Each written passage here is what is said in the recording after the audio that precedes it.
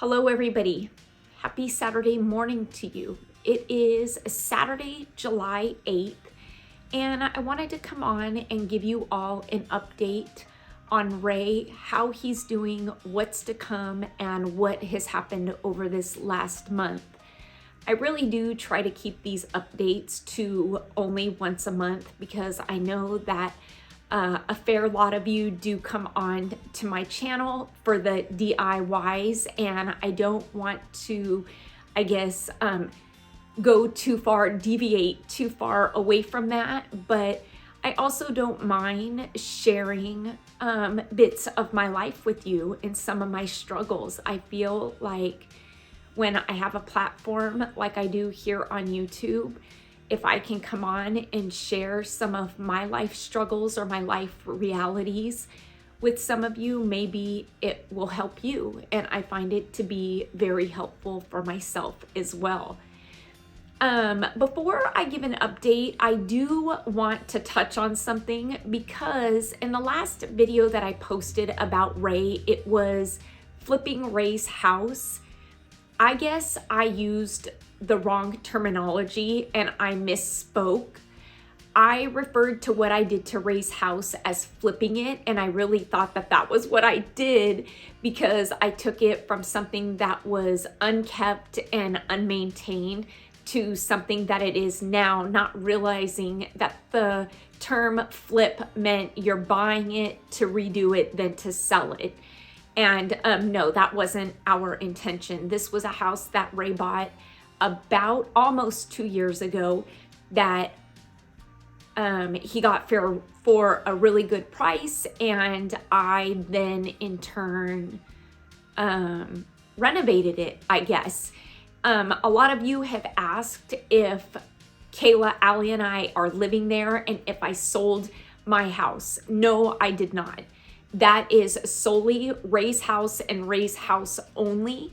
He just wanted my help in doing what I do and getting the most out of our money and making it a home for him, making this house a home for him. There are beds in his house right now for Allie, Kayla, and I, because when Ray does undergo his treatments, he wants to be at home in his own bed from time to time around his own things. And so I put air mattresses with mattress toppers in each of the rooms so Kayla, Allie, and I could have our own private space when we are there after Ray's treatments. As of right now, Ray is here with me. Like I said, it is July 8th. And so what is new? The last update that I gave, I had spoke to you all about how our oncologist in the town that we live in here at City of Hope had referred us to the main campus of City of Hope in Duarte to a surgical oncologist, where that surgical oncologist said that she would in fact take a look at Ray's case, run some tests, and see if he was a possible candidate for this gastric cancer surgery that she rarely does. Upon the testing, it looked like the cancer had spread to Ray's pelvic bone in the CT scan. And at that point, we were then told that surgery was not an option and that she would like to try other therapies. She did then continue on and want to do the exploratory surgery 5 days after that. And we weren't really quite understanding why she wanted to do that. But she said she did want to go in. She wanted to look at everything herself. She wanted to take some biopsies, and that would give her a better idea of what therapy that she could then give to Ray. So 5 days after we got the news that Ray wouldn't be having the gastric cancer surgery to get rid of that tumor in his stomach, we went and back down to Duarte, and she did the laparoscopic exploratory surgery on Ray. In that surgery, she took a massive amount of biopsies in the cavity of Ray's stomach, and she also did what they call a saline flush of Ray's abdomen. And in doing that saline flush, she kept all of the saline and then sent the saline flush and all of the biopsies that she took to pathology to test them for any microscopic cancer cells that could be possibly present in his abdomen. I want to say about a week later, Ray was in his portal and saw that the lab results came back, but he didn't understand them. So he went ahead and he texted Dr. Wu, the surgical oncologist, and asked her if she could go over the lab results with him. She then in turn called him back and said, surgery's on. There was no cancer found in the saline flush or any of the biopsies, which then told her that the cancer had not spread to Ray's pelvic bone and that it really was just in the two areas of his liver and his stomach, the cardia, his esophagus. Now, the tumors on his liver are almost completely gone. The tumor in his esophagus, in the cardia, the base of his esophagus, right before the pouch of his stomach opening, that tumor did not respond to the chemo. And unless that tumor is surgically removed, Ray will in fact pass from the cancer at some point. So we really needed this surgery to be done to get rid of that tumor. She said in the beginning, Dr. Wu, the surgical oncologist, that if she was going to do the surgery, which would consist of a full gastrectomy, the full removal of Ray's stomach, that she would then also take his liver. And taking his liver would also be dependent on where the lesions were placed on his liver, if she would have the capability of taking it. The lesions were placed or in a place that she would be able to take it, and so she was happy with that. Ray's surgical oncologist is a world-renowned gastric cancer researcher. Now, she doesn't take on a lot of gastric cancer patients because the majority of her work now is research for gastric cancer and really changing the world of that and the outcome of it. But when Dr. Merla sent her this Ray's file, she was taken by it because of his age and because there is nothing textbook about Ray's case. Now, Ray's case had gotten the attention of several other oncologists. They had been doing a lot of research, or Dr. Wu had been, when she came across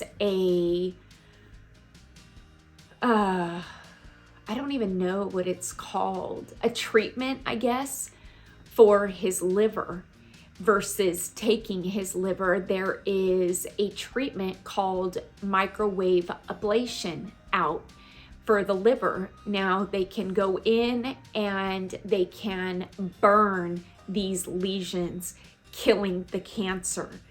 And the liver, it seems like, is the only organ that they can do that on. So instead of taking Ray's liver, they can burn the lesions and the cancer wouldn't grow back in those spots.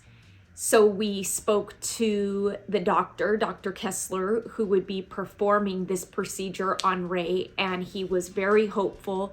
He was very intrigued by Ray's case. They feel like there's a lot that they can learn from him because he is 28 with stage 4 gastric cancer.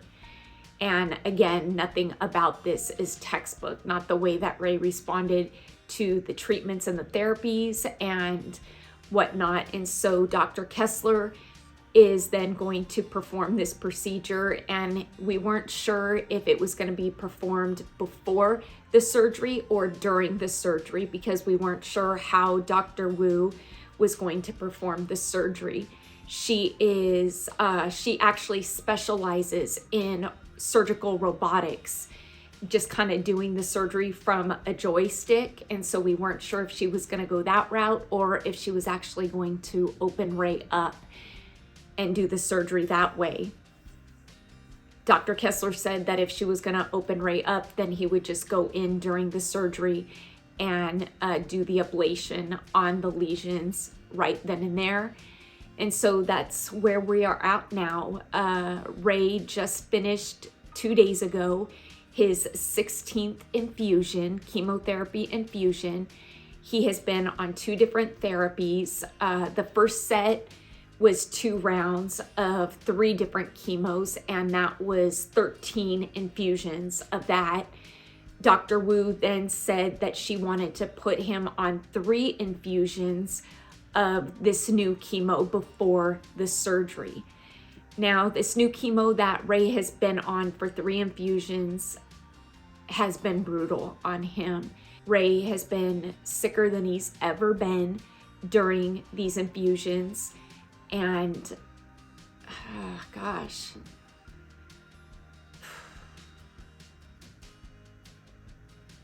And it's really just hard to see him that way because he got so sick. We moved him back home just for the time and kind of shut his house down to make it easier on me, so I wasn't traveling back and forth so much, and I could really just give him the 24-hour care that he needs.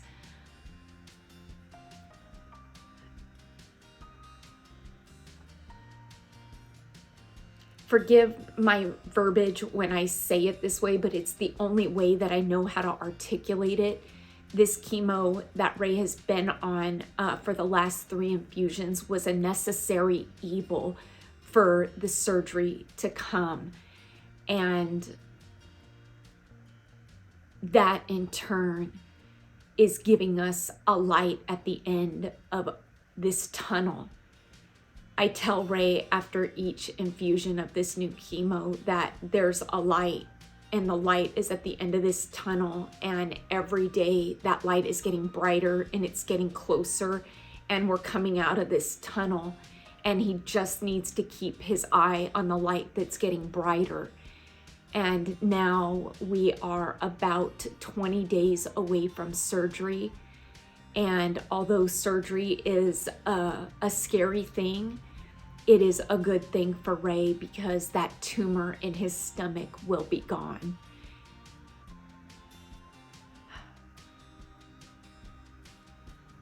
It will be a definite lifestyle change for Ray, but Ray will be here and he will get to live a long, fulfilled life. With this surgery, like I said, it will be a full gastrectomy, which means they are removing 100% of Ray's stomach, and they will be attaching his esophagus to his small intestines. It does look like they are going to reconstruct a pouch out of his small intestines that will somewhat act as a stomach, which will then make eating a bit easier than if he doesn't have that pouch. It really is kind of, this surgery is really, I want to refer to it, and it's how it's been referred to me, as no different than a gastric bypass surgery for weight loss, where they just bypass the stomach altogether. The only difference is that they are completely removing Ray's stomach and discarding it because of the tumor. And with that, Ray will have to learn to eat a bit different. His habits will change a bit, but he will get to eat in time. He will, I think, have a feeding tube for the first couple weeks while he's healing after the surgery. But the main thing is that Ray is having the surgery. And like I said, we're about 20 days away from the surgery, and I'm looking forward to that horrendous tumor being out of my son's body. I don't know why I'm so fixated on that. I just have always said I want that thing out of him. I want that tumor out of him. And it has felt like a battle to get there. The surgery had been postponed 3 separate times, not because of any thing that was going on with Ray, but for issues at the hospital and Dr. Wu being out of town that we just couldn't get around. And so with that, there came the anxiety and the fear of, is the cancer gonna spread? You know, let's do the surgery while, you know, the tests were good. Why can't we just do it now instead of risking? But Dr. Wu is the expert and the surgeon, and she knows what she's doing, and we have a lot of faith in her. And so, yeah, the countdown is on. And that's kind of where we're at. I'll keep you updated closer to the surgery, letting you know, that this is the day that it is and how Ray is doing. I ask for all of your thoughts and prayers to really just continue on with us, your well wishes, your strength, your energies, your light, all our way, because Dr. Wu needs it and Ray needs it to get through this. And I've said to you all so many times that we really do feel your energy, your thoughts, and your prayers, and we appreciate it more than you could ever imagine. It feels like you're right in back of us, pushing us up this hill, helping us get where we need to be. And so for that, I am so thankful.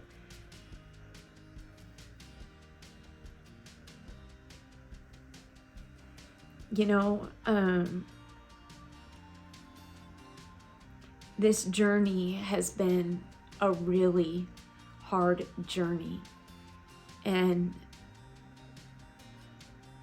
it's not one that I could have ever imagined being on.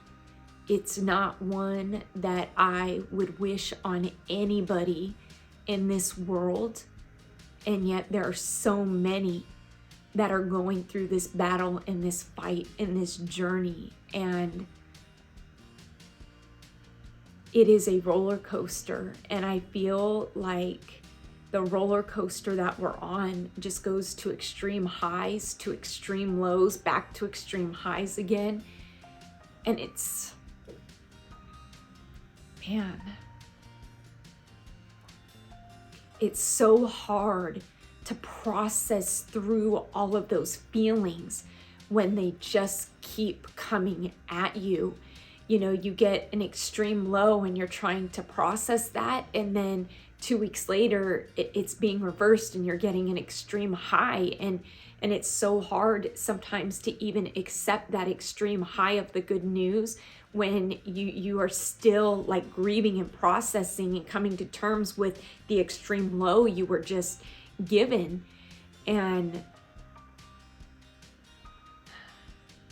it's emotionally draining. And so many times in the comments, I hear a subscriber say that they don't know how I'm doing this. And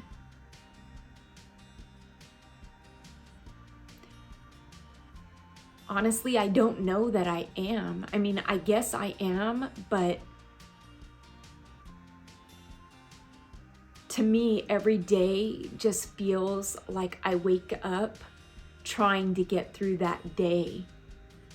And I wake up in the morning and I lay in bed and I think, okay, another day that we got to get through.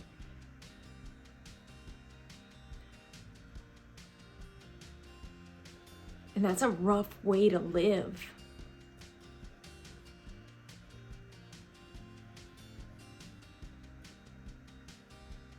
I'll tell you,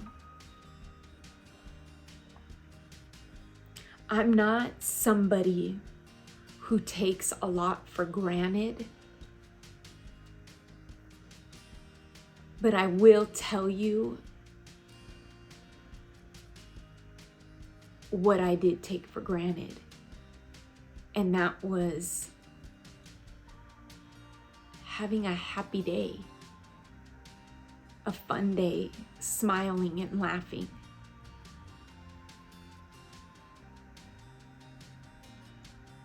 I miss those days.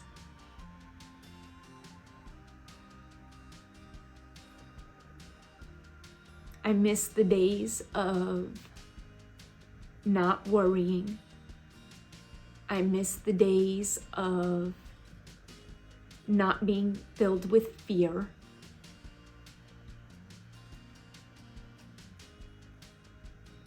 And I miss the days of not acting or putting on the game face that everything is gonna be okay. Because that's a game face that I put on for Ray a lot. I don't ever promise him that everything is gonna be okay. I tell him that I feel in my heart like it's gonna be okay and we're gonna get through this. When he asks me to promise him, I tell him I can't promise you that, but I'm filled with hope. And Ray won't hope right now because he's afraid of being let down. So his mentality is expect the worst, hope for the best, but he doesn't hope for the best. He just expects the worst. So when the good comes, then he's happy. And if bad comes, then he was expecting it.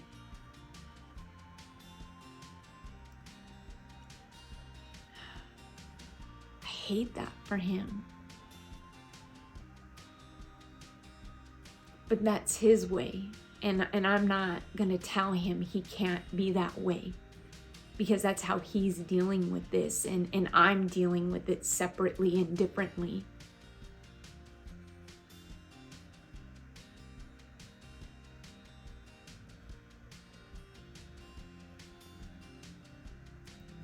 But I miss Happy. I stay busy because it's all I know to do. If I have too much downtime, it leaves me time to think, and I'm an overthinker. I am a big time overthinker. And I will tell you all, and I don't know that I've ever shared this on my channel.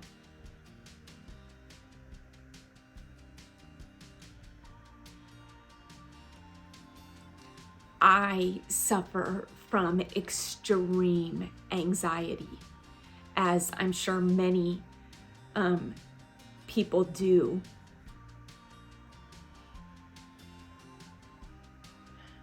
And the best way, I am very self-aware, and I know what I need to do to control my anxiety so I don't have a full-blown anxiety attack. And that is keeping myself busy, not allowing myself to overthink. And if you're an overthinker, you know what I mean by that. And it's not something you can just stop. It's something you need to manage and learn to live with. And as I am not perfect by any means, I try my best to be the best version of myself and manage my ailments, I guess, or my flaws, and not let them consume and run my life. And so this with Ray has definitely been a challenge of my anxiety and my overthinking. But yeah, you know, I just try to get through every day, and I don't know that every day is successfully done that way, but we got through it. And if that's all that there is right now, then that needs to be enough. A good friend of mine named Jay told me, and I loved that he said this, Kel, you need to give 100% of what you are capable of that day. And I thought, wow, okay, you're not telling me I have to give 100% of my best day. You're telling me I have to give 100% of what I'm capable of that day. And that seemed doable to me. And so, and those are things that I need to hear. That, and you can do this. Today is a new day, and you're going to get through it. And you're going to get through tomorrow. And so, yeah, that's how I live my life right now. And I am grateful for YouTube. I am grateful for each and every one of you subscribers and all of your thoughts and prayers, well wishes, your energy, your light, your strength. I thank you all. I look forward to letting you know a day or two before race surgery that it's coming. And trust me, I will be asking for more of your thoughts and prayers and letting you know how successful the surgery was after. So yeah, thank you all for watching today's update. If you want to help support me and my channel, like I've said before, just watching my past videos is the biggest help. And that way my channel is still going and I'm still getting views, and that helps me to pay the bills. So thank you all again, and until next time, stay happy, stay safe, stay healthy, but most of all, you know what I'm gonna say. Stay positive, please, because I'm sure digging deep and I'm trying every day.